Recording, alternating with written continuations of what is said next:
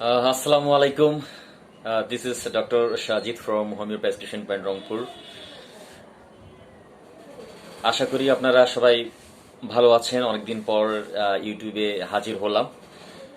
বিশেষ করে যারা গো ব্যাক থিওরি অনুসরণ করছেন, রিয়েল হোমিওপ্যাথি যারা প্র্যাকটিস করছেন, তাদের জন্য আজকে একটি চমৎকার একটি বিষয়ের উপরে আমি বলবো, যেটা আপনাদের কাজে লাগবে। বিশেষ করে যারা বিগিনার, তাদের জন্য অনেক হেল্পফুল হবে।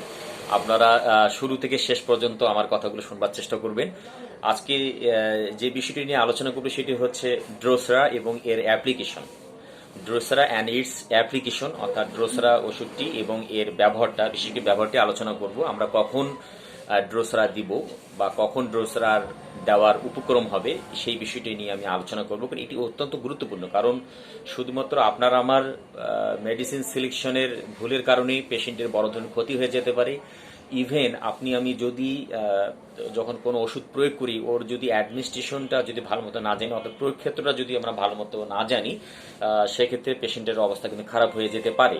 হ্যাঁ, সেক্ষেত্রে ধরুন একটা আপনাকে উদাহরণ দিচ্ছি, যে আপনি কোনো পেশেন্টকে ড্রোসেরা 06 আপনি দিয়ে দিলেন, কিন্তু ড্রোসেরা 06 দেওয়ার পরে দেখা গেল সেই পেশেন্টের সমস্যাটা বেড়ে গেল, তখন আপনি কি করবেন? বা তার অবস্থা খারাপের দিকে গেল, তখন আপনি কি করবেন? এর সমাধান কিন্তু আপনার আমার জানা থাকা দরকার। তখন আমরা কি করব? যখন কোনো পেশেন্টকে ড্রোসেরা M6 বা 06 যখন আমরা দিব, তখন এর সাথে আমরা আনুষঙ্গিক ওষুধগুলো সচ করে দিয়ে দেব। যে কথাটা না বললেই নয়, আপনারা ভালো করেই জানেন যে ডাক্তার শ্যামল কুমার দাস স্যার, উনি নিরলস পরিশ্রম করে, দীর্ঘ 40 বছর পরিশ্রম করে উনি আমাদেরকে উপহার দিয়েছেন রিয়াল হোমিওপ্যাথি। অর্থাৎ আমরা যারা অন্যান্য থেরাপিউটিক সিস্টেমে প্র্যাকটিস করি, বিশেষ করে আমরা ক্লাসিক্যালে যখন প্র্যাকটিস করতাম, তখন আমাদের অনেক ব্যর্থতা ছিল এবং পরবর্তীতে দেখা গেল রোগগুলো বারবার ফিরে আসতো। এটা একটা প্রবলেম ছিল। এবং বিশেষ করে যখন কোনো রোগী অনেকগুলো ওষুধ খেয়ে আমাদের সামনে আসতো, তখন আমাদের তেমন কিছু একটা করার ছিলই না। কিন্তু ডাক্তার শ্যামল কুমার দাস স্যার আমাদের এটা সমস্যার সমাধান করে দিয়েছেন। ধরুন একটি পেশেন্ট যখন আপনার কাছে আসে, যখন তার কেস টেকিং করার কোনো অবস্থা থাকে না, তখন আমাদেরকে উনি যে পথ দেখালেন, আমাদেরকে যে রাস্তাটা দেখিয়ে দিলেন, যে কিভাবে তার চিকিৎসা করলে, কোন ওষুধটা প্রয়োগ করলে সেই পেশেন্টটা তার জীবন ফিরে পেতে পারে, এবং তার এমার্জেন্সি ক্ষেত্রে যে আমরা কোন ধরনের ওষুধগুলো ব্যবহার করব, তিনি আমাদেরকে হাতে কলমে শিখিয়েছেন। যাই হোক, আমি খুব বেশি কথা বাড়াবো না। আজকে যে বিষয়টি বলে ড্রোসেরার আজকে আমি 4টি প্রয়োগ আলোচনা করব। আপনারা শুরু থেকে শেষ পর্যন্ত শুনবেন। যারা আমার চ্যানেলটি দেখছেন, যারা নতুন, তারা অবশ্যই সাবস্ক্রাইব করবেন এবং কমেন্টস করবেন। আপনাদের ভালো ভালো কমেন্টস গুলো আশা করি যে আমাকে অনুপ্রাণিত করবে, এবং আপনাদেরকে আমি নেক্সট টাইমে বা পরবর্তীতে ভালো কিছু উপহার দিতে পারবো। প্রথম যেটা হচ্ছে যে ড্রোসরা দেবার আগে আমাদেরকে চিন্তা করতে হবে যে তার ফ্যামিলিতে অ্যাক্টিভ টিউবারকুলোসিস ছিল কিনা। অ্যাক্টিভ টিউবারকুলোসিস, দ্যাট মিনস যদি কোনো পরিবারের মধ্যে ক্ষয়রোগ থাকে, যেমন যক্ষা, এটা যদি থাকে, তা সেক্ষেত্রে আমরা পেশেন্টকে কখনোই ড্রোসেরা আমরা দিব না। কেন দিব না, এটার ব্যাখ্যা আমরা জানি, এবং আমাদের স্যার শ্যামল কুমার স্যার বিভিন্ন সময় বিভিন্নভাবে উনি বক্তব্য দিয়েছেন এটার উপরে। আপনারা সেখান থেকে শুনে নেবেন। আর আজকে যতটুকু সংক্ষেপে বলতে চাই সেটি হচ্ছে যে যখন আপনি পেশেন্টকে ড্রোসরা দেওয়ার আগে চিন্তা করতে হবে তার ফ্যামিলি হিস্ট্রি যখন আপনারা নেবেন, যা তার নিকটতম পরিবারের কারো, বিশেষ করে বাবা মার যদি অ্যাক্টিভ টিউবারকুলোসিস থাকে বা যক্ষারোগের যদি ইতিহাস থাকে, সেক্ষেত্রে আমরা কি করব? আমরা ড্রোসরা কখনোই প্রেসক্রিপশন করব না, কারণ এতে যদি আমরা ড্রোসরা প্রেসক্রিপশন করি, সেক্ষেত্রে পেশেন্টের অবস্থা খারাপ হয়ে যেতে পারে। এটা কারণটা হচ্ছে, যদি বাবা বা মা, বিশেষ করে বাবা বা মা যদি কারো অ্যাক্টিভ টিউবারকুলোসিস যদি থাকে, এটি একটা টিউবারকুলোসিস একটা রোগ, এবং এর জন্য তাকে যেহেতু অনেক ওষুধ খেতে হয়েছে, তার মধ্যে একটা ট্রুমা তৈরি হচ্ছে। আবার দেখা গেল অ্যাক্টিভ টিউবারকুলোসিস নিজেই একটি রোগ, বা যখন ওষুধপাতি খাচ্ছে তখন একটা ট্রুমা তৈরি হচ্ছে। আলটিমেটলি তখন কি হচ্ছে, যে তার ওই অনেক ওষুধ খাওয়ার কারণে তার শরীরের মধ্যে একটা ট্রুমা বা ট্রুম্যাটিক সিনড্রোম গ্রো করে। হ্যাঁ, আলটিমেটলি দেখা গেল পরবর্তী যে অফ স্প্রিং বা পরবর্তী যে প্রজন্ম বা সন্তান যেগুলো আসবে দুনিয়াতে, তার মধ্যে কিন্তু এই প্রভাবটা থেকে যাবে। এই কারণেই আমরা যখন কোনো যখন কাউকে আমরা ড্রোসেরা প্রেসক্রিপশন করব, অবশ্যই আমরা দেখে নেব তার সেই ফ্যামিলিতে অ্যাক্টিভ টিউবারকুলোসিস আছে কিনা। যদি থাকে, সেক্ষেত্রে আমরা পিটিএস করে, that means post traumatic syndrome অনুযায়ী আমরা ওই সাইকেলটা মেনটেন করব। অর্থাৎ আমরা কার্বোভেজ দিয়ে শুরু করব, কার্বোভেজের চেইনটা আমরা ফলো করব, কার্বোভেজ, কার্বোইনি, এরপরে সরিনাম। তারপরেই আমরা যে অনেক আমাদের ভেবে চিন্তে কাজ করতে হবে, কারণ আমাদের সিক্স সেন্সকে আমাদের কাজে লাগাতে হবে। সিক্স সেন্স কাজে লাগিয়ে দেখবো যদি ড্রোসরা আসে, সেক্ষেত্রে অবশ্যই, অর্থাৎ টিউবারকুলার ডায়াথেসিস যদি তার মধ্যে প্রিডমিনেন্ট থাকে, সেক্ষেত্রে অবশ্যই পরবর্তীতে আমরা সেটা প্রয়োগ করব। এটাই গেল নাম্বার 1। নাম্বার 2, যে জিনিসটা না বললেই নয়, আপনাদেরকে একটি পরামর্শ দিয়ে দিই, স্যারের যেটা লেটেস্ট যেটা রিসার্চ পেপার যেটা আমরা পেয়েছি, সেটা তার 25 থেকে আপনি 27 পৃষ্ঠা আপনাকে পড়তে হবে। যদি লেখাগুলো ইংলিশে লেখা, অনেক সহজবোধ্য, আপনারা চাইলে কিন্তু বুঝতে পারেন, তবে আমাকে কিন্তু পড়তে হবে। নাম্বার বি, যখন অনেক সময় দেখা যায় যে কোনো পেশেন্টের মধ্যে দেখা গেল তার প্যাটার্নাল বা ম্যাটার্নাল সাইড, অর্থাৎ বাবার পক্ষ থেকে অথবা মায়ের পক্ষ থেকে দেখা গেল যে কোনো প্রকার অ্যাক্টিভ টিউবারকুলোসিসের কোনো ইতিহাস পাওয়া যায় না, কিন্তু আমরা কিছু টিউবারকুলার ডায়াথেসিস কিছু রোগ পেয়ে থাকি, যেমন ধরেন ব্রঙ্কাইটিস, নিউমোনিয়া, প্লুরিসি, হোপিং কফ, কার্ডিয়াক প্রবলেম, ম্যালেরিয়া ইত্যাদি।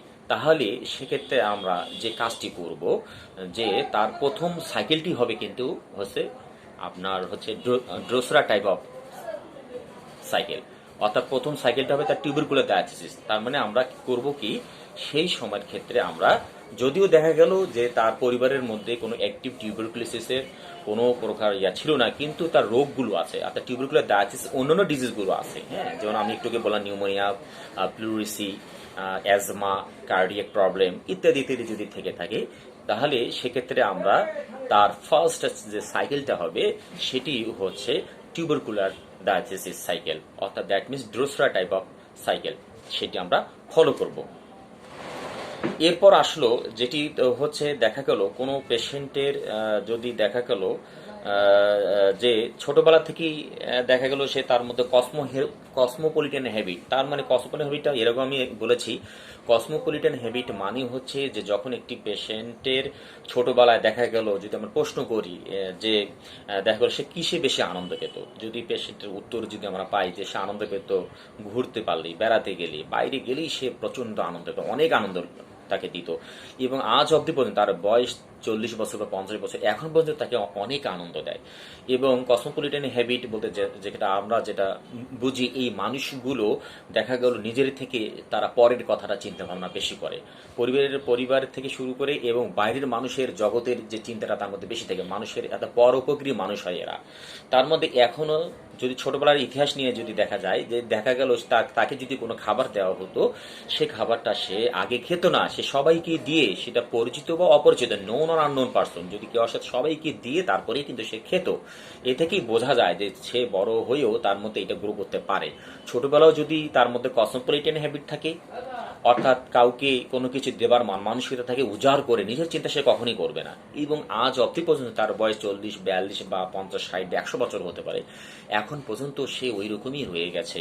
এটাকে আমরা বলতে পারি প্যাথোফিলোসফিক্যাল প্রেসক্রিপশন। খুবই গুরুত্বপূর্ণ প্যাথোফিলোসফিক্যাল প্রেসক্রিপশন। আমি পরবর্তীতে আলোচনা করব প্রত্যেকটা প্রেসক্রিপশন নিয়ে, যেমন প্যাথোলজিক্যাল প্রেসক্রিপশন, ফিলোসফিক্যাল প্রেসক্রিপশন এবং প্যাথোফিলোসফিক্যাল প্রেসক্রিপশন। তা যদি কারো মধ্যে দেখা গেল কসমোপলিটান হ্যাবিট ছোটবেলাও ছিল এবং আজ অবধি পর্যন্ত সেটি রয়ে গেছে, তখন আমরা তার সাইকেলটা হবে, ফার্স্ট সাইকেলটা হবে টিউবারকুলার ডায়াথেসিস। তার ফার্স্ট সাইকেলটা কি হবে? টিউবারকুলার তার ডায়াথেসিস। এবং অবশ্যই যখন কোনো পেশেন্টের আপনার গিয়ে ফার্স্ট সাইকেলটি টিউবারকুলার ডায়াথেসিস হবে, অর্থাৎ তার প্যাথোফিলোসফিক্যাল প্রেসক্রিপশন যেটা হবে, সেটিতে অবশ্যই আমরা সিএম পটেন্সি প্রয়োগ করব। অবশ্যই এটা আমরা সিএম পটেন্সি প্রয়োগ করব। এই কথাটা আমার কথা নয়, এই কথাটা আমাদের শ্রদ্ধেয় শ্যামল কুমার দাস স্যারের কথা, যে যদি কারো প্যাথোফিলোসফিক্যাল প্রেসক্রিপশন যদি আমরা পাই, তাকে অবশ্যই আমরা সিএম দিব।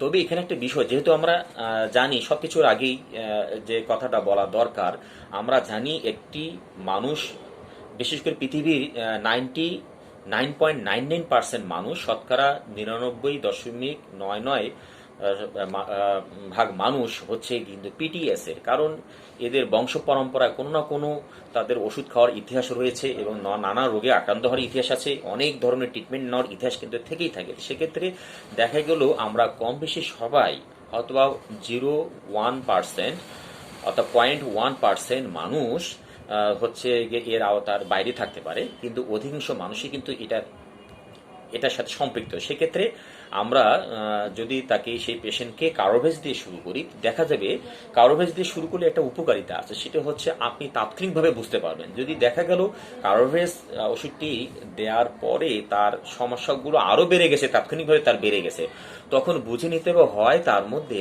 PRS, that's means post rabies syndrome predominant আছে, অথবা তার মধ্যে drosera, that means tubercular diathesis predominant আছে। তবে যেটি প্রিডমিনেন্ট হবে সেটি কিন্তু আমরা ফলো করবো। যদি তার সমস্যাগুলো ভয়ঙ্কর পর্যায়ে হরিবল হয়, ভয়ঙ্কর মানে হরিবল, এই কথাটি কিন্তু হরিবল কথাটা যদি কেউ আপনারা ভালো মতো বোঝেন, আমার মনে হয় না যে নেক্সট টাইম আপনাদেরকে আর বোঝানোর দরকার আছে। হরিবল অস্বাভাবিকতা যেটা বলা হচ্ছে আর কি, তার প্রবলেমগুলো। এবং আমরা তো অবশ্যই কেস টেকিং করে আমরা 6 সাইকেল তৈরি করে নিব, এবং তার মধ্যে কতটুকু হরিবলনেস আছে সেটা আমরা খুঁজে বের করব।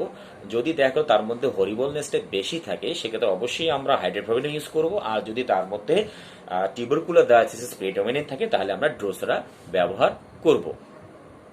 এই হচ্ছে আপনার হচ্ছে বিষয়টা। আরেকটি এর আগেও আরেকটি যে প্রথম থেকে আমরা বলছিলাম আমি, যে কথাটা যে অনেক সময় দেখা গেল ড্রোসরা দেওয়ার পরেও কিন্তু দেখা গেল অনেক সময় আপনার একটা পেশেন্ট আসলো, দেখা গেল তাকে আপনি ড্রোসরা M6 দিয়েছেন বা যে কোনো পটেন্সি আপনি তাকে দিয়েছেন, দেওয়ার পরপরই তার আপনার সমস্যাগুলো বেড়ে গেছে।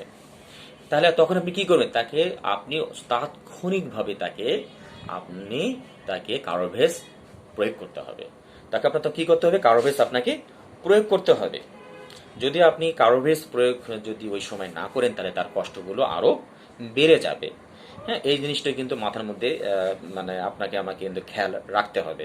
হ্যাঁ, তা যাই হোক আর কি, আজকে মোটামুটি আমি চেষ্টা করলাম যে আমরা ড্রোসরাটা কিভাবে ব্যবহার করব এর প্রয়োগ ক্ষেত্রটা। আপনারা অবশ্যই যে স্যারের যে লেটেস্ট যে রিসার্চ পেপারটা রয়েছে, আপনার 25 থেকে 27 পৃষ্ঠা আপনারা অবশ্যই পড়বেন, এবং পড়ে দেখবেন যে আমার কথাগুলোর অবশ্যই মিল পাবে। হ্যাঁ, আমি শুধুমাত্র এই জন্যই কথাগুলো বললাম যে অনেকেই হয়তো দেখা গেল ইংলিশ পড়তে চায় না, অথবা বোঝেও না, অথবা বোঝার চেষ্টা থাকলেও পড়ে না। সেক্ষেত্রে আমার কথাগুলো আপনার হেল্প হবে, এবং আপনি এই কথাগুলো শোনার পর যখন স্যারের রিসার্চ পেপারটা পড়বেন, আপনার অনেকখানি সহযোগিতা হবে আর কি। হ্যাঁ, তা সেক্ষেত্রে অবশ্যই পড়বেন আর কি। হ্যাঁ, তাহলে যদি ড্রোসরা দেওয়ার পর যদি কোনো সমস্যা বেড়ে যায় বা রোগটা বেড়ে গেল, বা আপনি দেখা গেল পেশেন্টকে M6 দিয়েছেন, দেওয়ার পর সমস্যা বেড়ে, তখন অবশ্যই তাকে কার্বোভেজ সিএম দিতে হবে অবশ্যই। ঠিক আছে, কার্বোভেজ যখন আপনি সিএমটা দিবেন, তখন আলটিমেটলি আপনার হচ্ছে গিয়ে দেখা গেল তার সমস্যাটা সমাধানের দিকে যাবে, এবং সে রিলিফ পাবে সে।